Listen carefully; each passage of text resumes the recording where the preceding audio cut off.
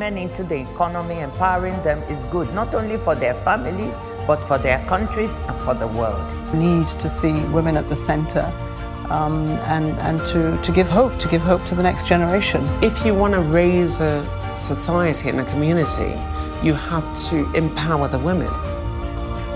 Today, we are devoting this episode to She, an interview series on gender equality. 就是想让这些花儿真的自己成为美丽的花儿。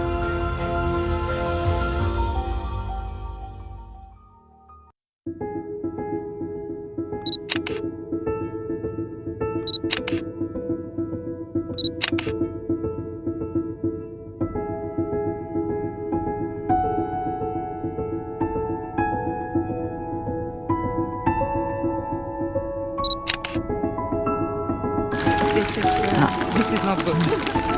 And now want you to carry over, so we hand over the bonnet to you.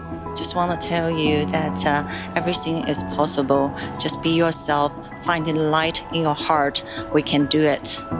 Don't limit yourself. There will be endless possibilities. And I'm extremely pleased that China is taking the lead once again for this such an important matter.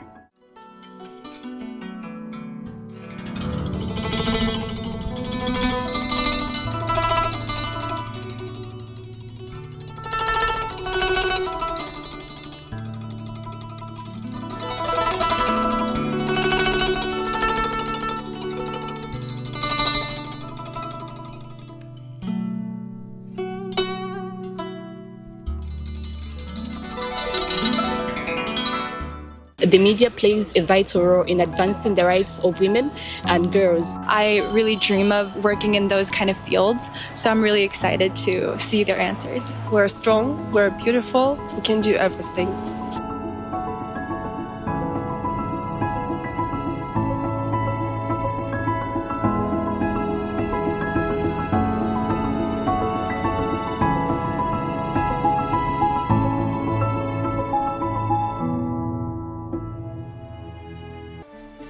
Hello and welcome to World Insight. I'm Tian Wei and welcome to our special program, She.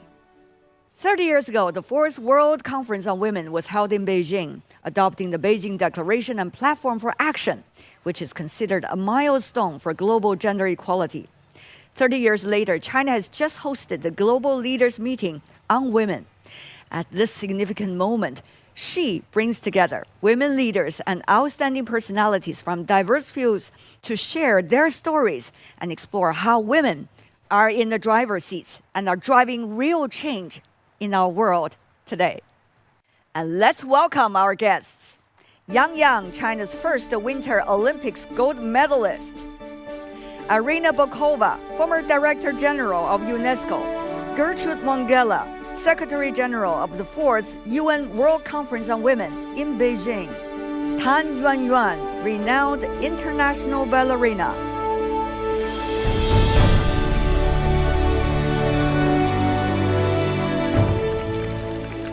Let me start by asking Ms. Mongella. 1995, not far from where we are, 50,000 women from all over the world gather for the 4th International Women's Conference. Wow. You are being termed by others as the mother of that conference. As Secretary General, how did you make that happen?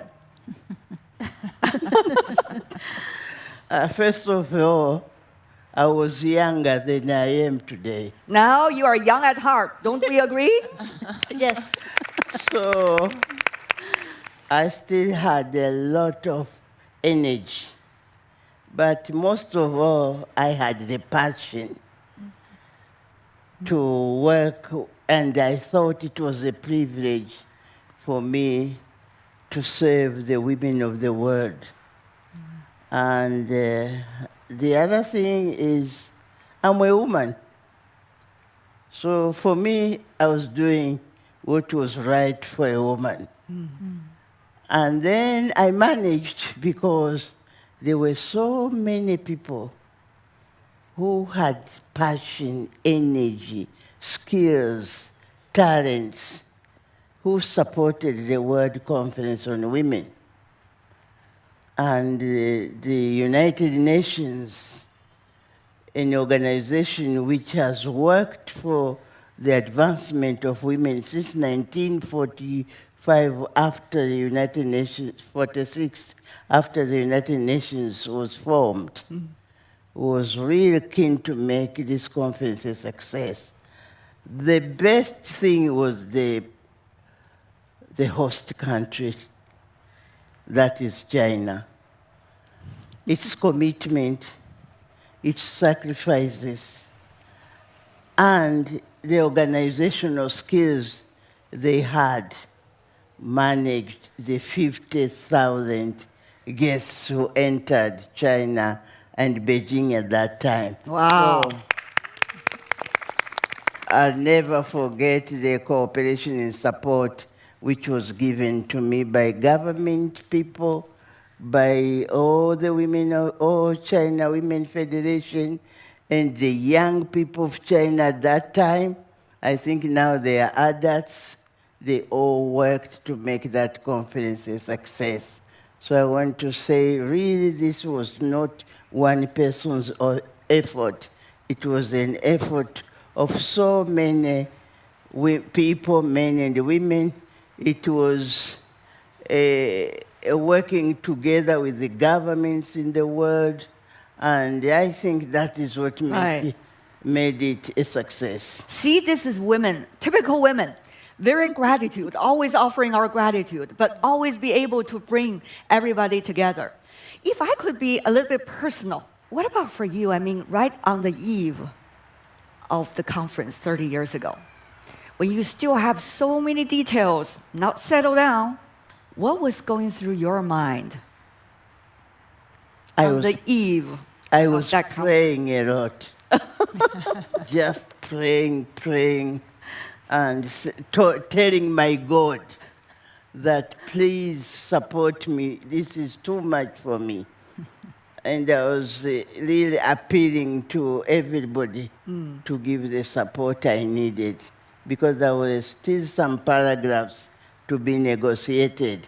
And finally, the last day, all the paragraphs had been adopted. That's why we have the declaration and the platform for action. That's amazing. Ms. Bokova, 30 years ago, where were you? And what was that for you, this conference? I was also a participant in this conference. I was a deputy chair of the delegation of my country, of Bulgaria.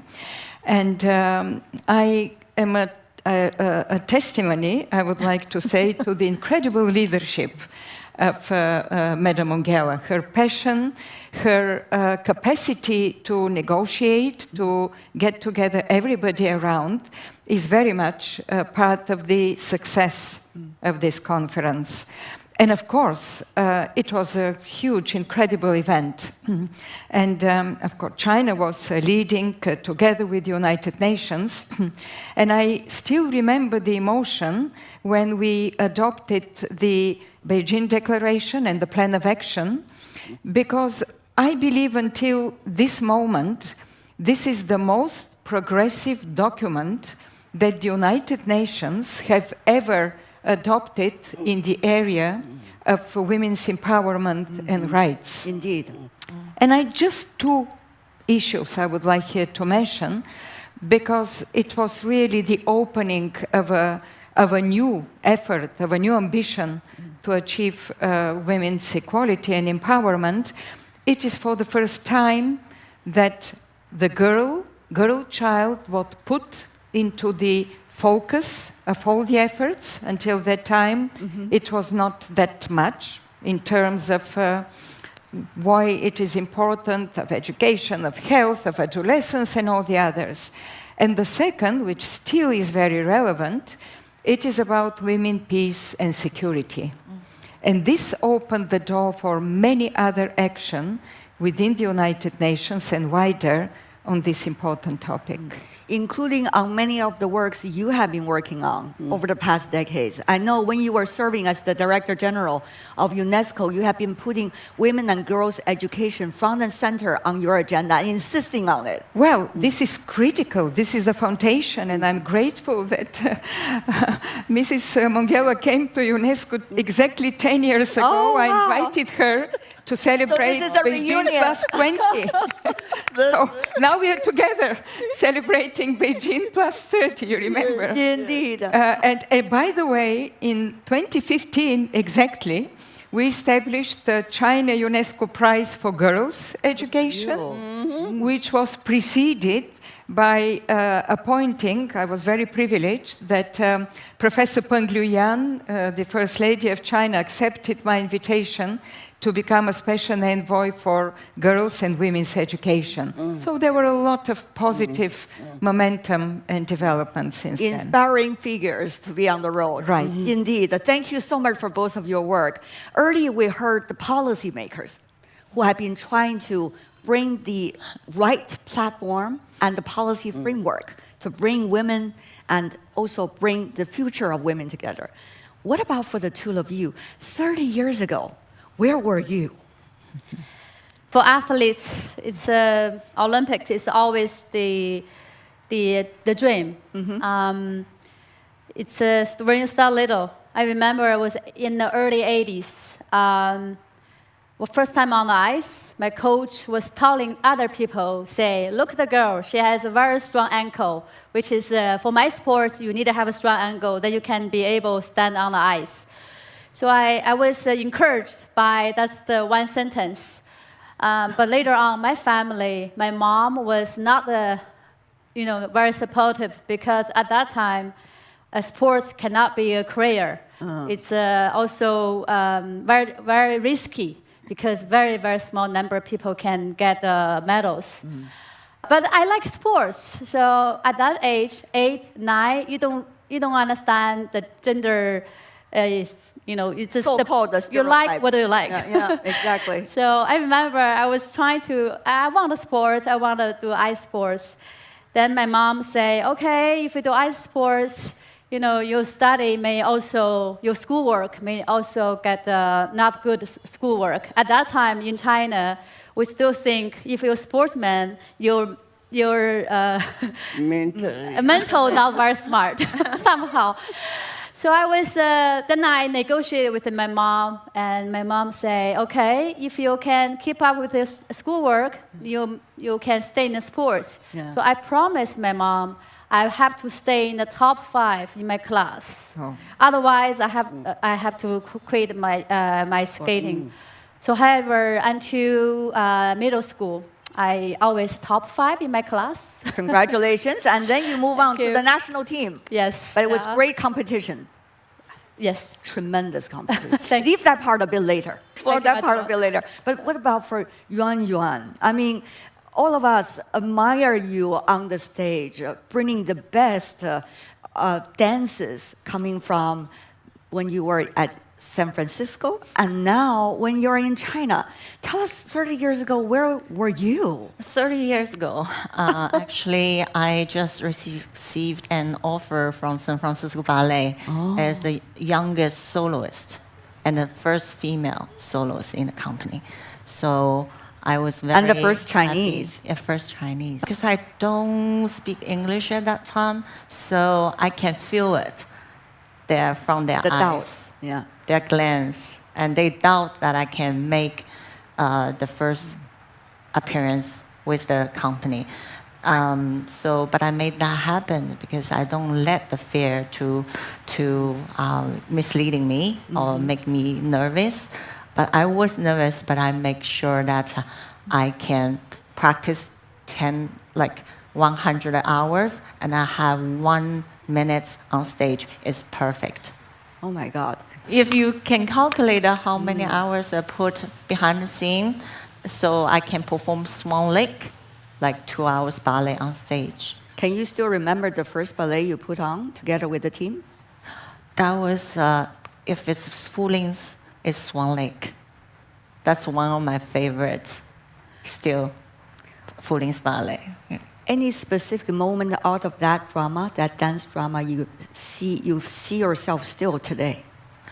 Oh, when I finished the second act, because all the weight is on left leg and left hamstring.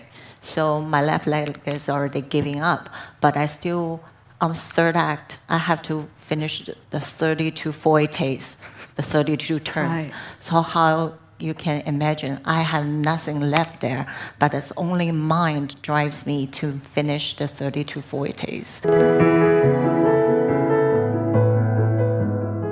Mrs. Bokova, when you were performing your role as the Director General of the UNESCO, you tried to put women and girls' education front and center.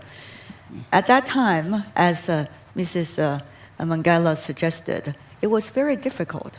How did you manage to make sure it can happen? Just one word to support what Mrs. Mongella so wonderfully put. I believe that women's empowerment, equality of women, is not just for us, for women. It is a societal. It is not a zero-sum game. We gain, men lose. Not at all. We should stop looking at it this way. It's a win-win situation. And it all starts with education. And as you rightfully said, this was not a priority.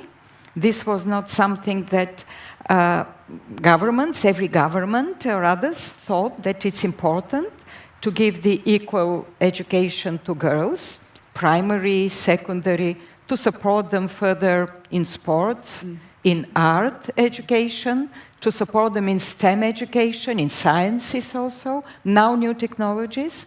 So it was really important to put this very strongly, and we did, with the Agenda for Sustainable Development 2030, where girls' education is one of the foundations of the future sustainability. And also, because you did mention, I think we needed some kind of a critical mass of women leaders. I think having role models is important. And I would say that probably one of the most kind of gratifying experience when I had, because I visited many countries, and whenever I went, Africa, Asia, Latin America, I wanted to go to schools. And I wanted to talk also to girls, to give them confidence. And when I was asking them, what do you want to become one day?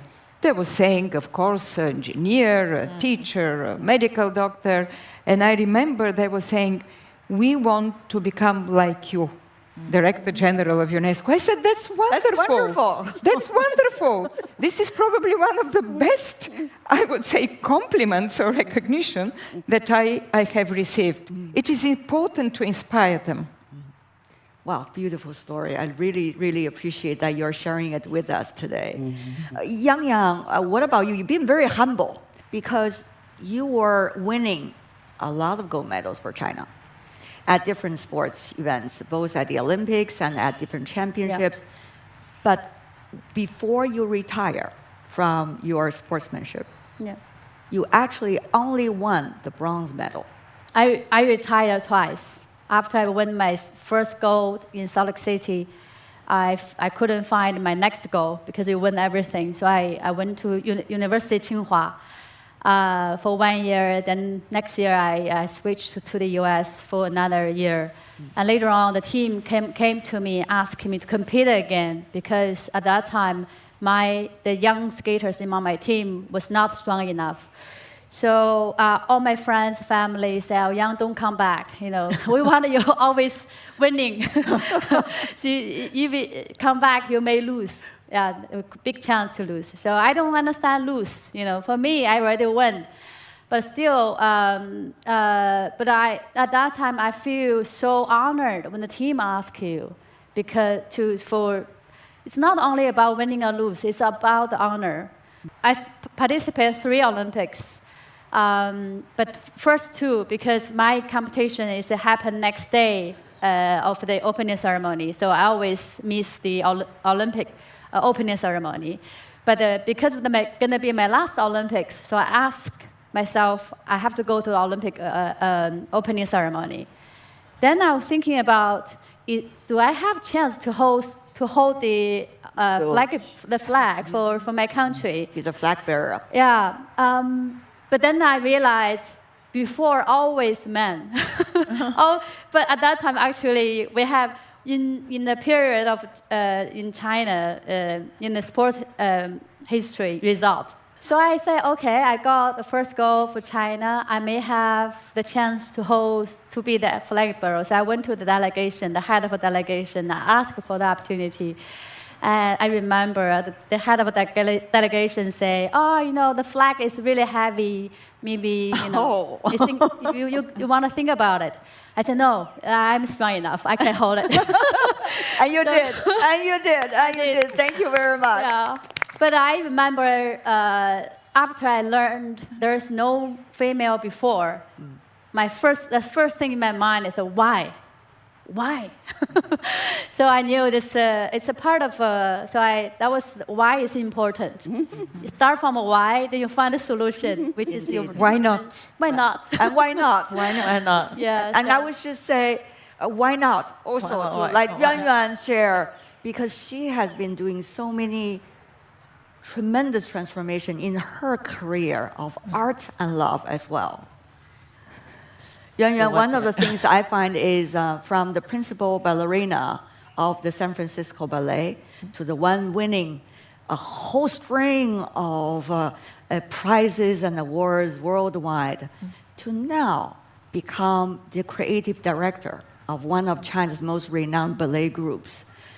A grand transformation. How did you make that every step of the way, especially the last one? So actually, it's kind of like I retired from stage 2024 in February. But that was a very long career, by the way. How many years? Almost 30 years, 29 years with San Francisco Ballet. 29 years as the principal ballerina. Wow. We know people who did it for 5 years, 10 years, but 21 years, how much this woman has gone through. Yeah. Yeah, so I have to say I still miss the stage. That's always in my heart.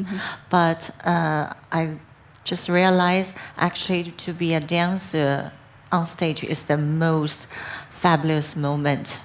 For the latest dance drama you were working on, which is called A White Snake. Yes. It is based on a legendary Chinese story about two women, mainly how they are seeking their life, liberty, and find their own freedom in their life.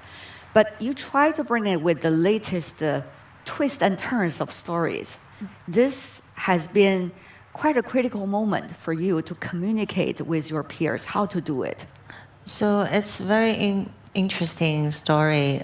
We just had the opportunity to perform in the David Koch Theater in Lincoln Center, New York City, about 2 months ago. So the story is the Lady of White Snake. So why we say Lady of White Snake is a lot of difference from the original story of 白蛇传.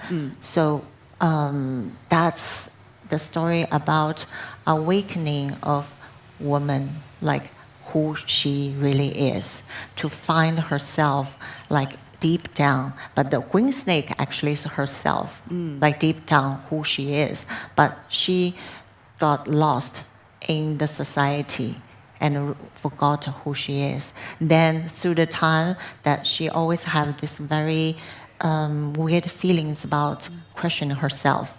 Then finally, through the road, she found herself, finding her inner being, find the Xiaoqing, the green snake.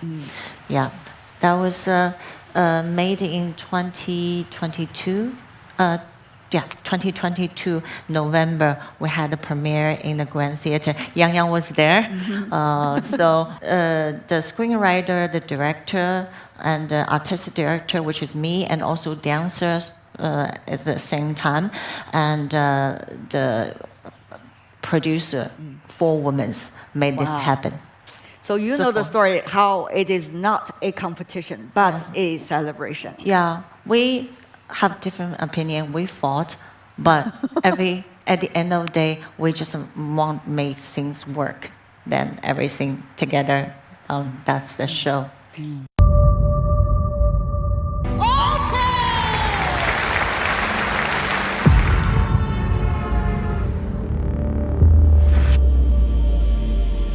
Bringing women into the economy, empowering them is good, not only for their families, but for their countries and for the world. We need to see women at the center and to give hope to the next generation. If you want to raise a society and a community, you have to empower the women.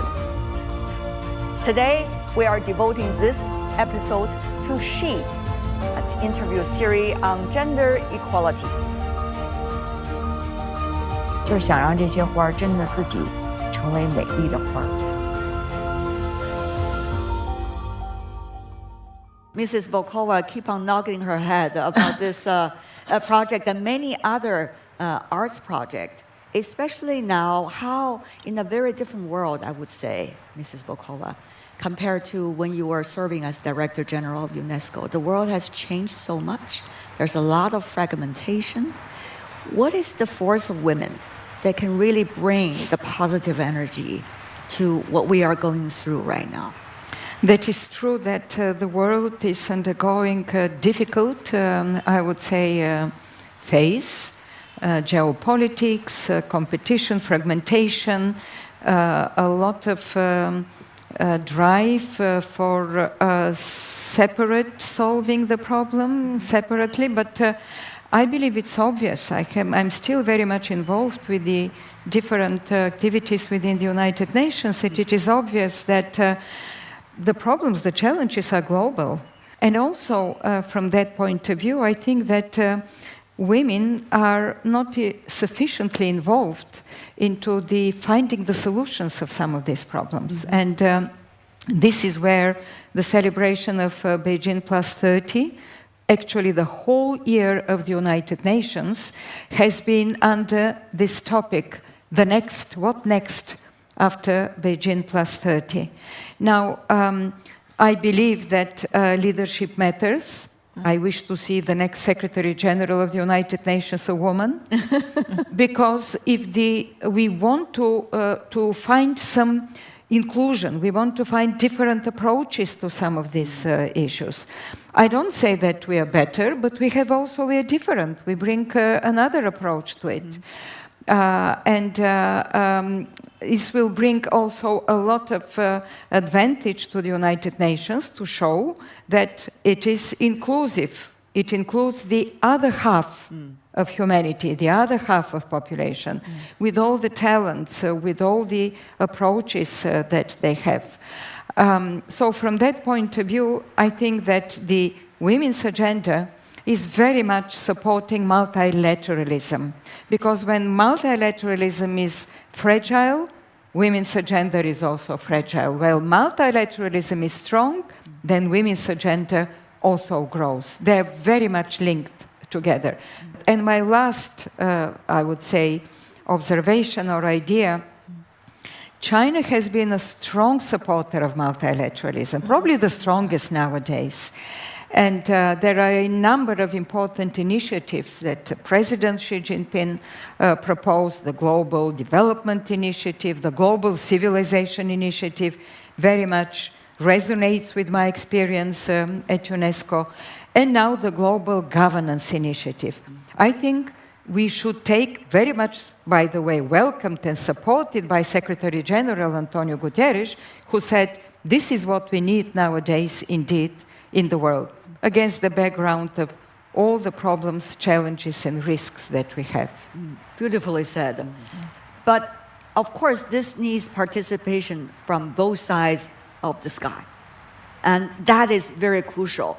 How about women leadership, Mrs. Mongella? When I was preparing Beijing, I was thinking, how do you handle the marginalization of women in a single-handedness? Let's say this was just a concern of China or Africa or Europe. the mimic you get when you talk, those days when you talk about women, they almost want to throw stones at you.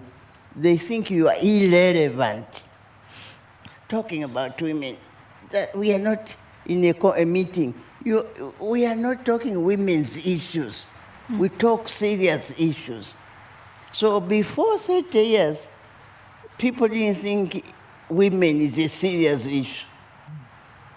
So this is what we came out with.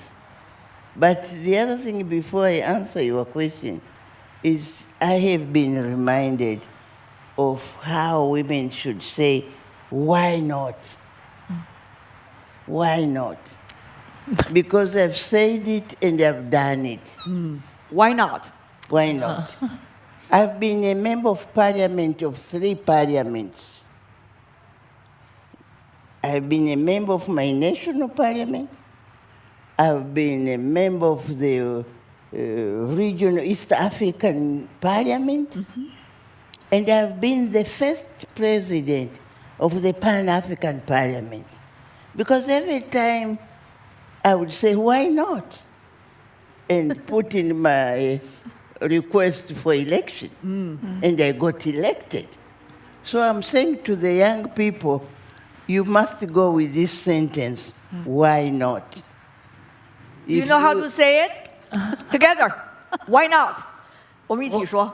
Why not? Why not? Why not?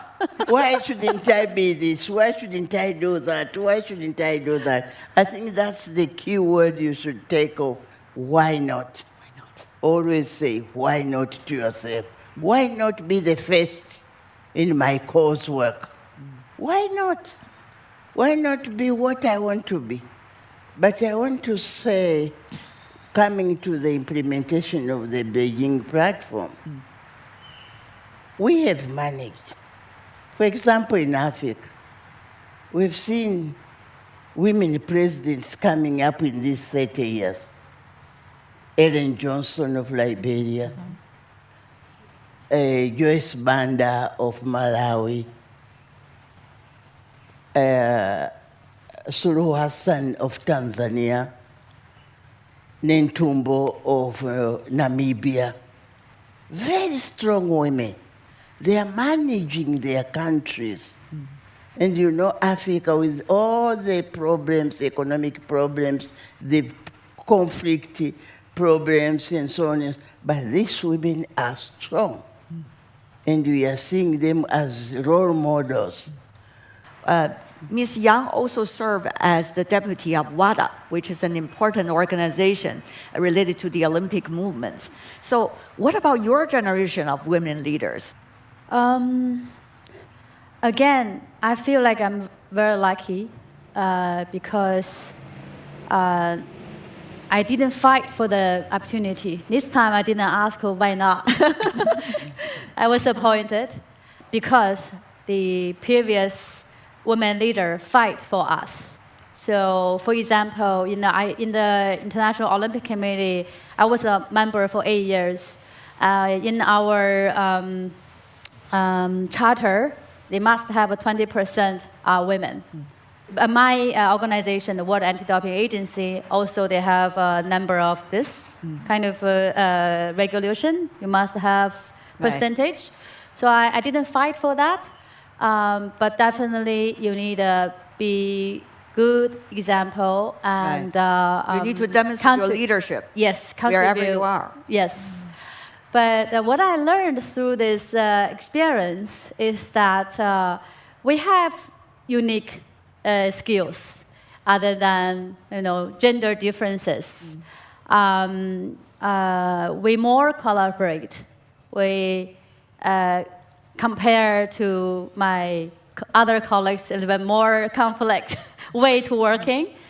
I don't know how to explain my last 6 years result, but from my last election, which is happened in May, you were re-elected. I re-elected for my 3rd term with 100% votes. Oh, wow. For me, it's nothing about power. It's all about responsibility. Indeed.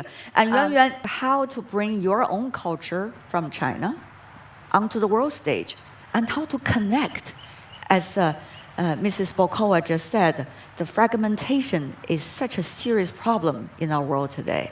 So how is that working for you to demonstrate your leadership in that regard? When I was young, I was being told my dad didn't want me to dance. But my mom had this dream to become a dancer. So she encouraged me. And she became my mentor to make decisions, work hard, and try harder. So for me, this is like one leadership that's really important. And also, like, after all these years, I come back to China, and it's about to give back to what I have, to give back, to inspire the young dancers, young generations, let them to try harder. And I told them I want to see other than me. I wanted them to do better than me. And that's also come from mentors like all of you. Let's open up the floor to our audience. Feel free to raise your hand. Okay, this young lady, who you are, and ask your question.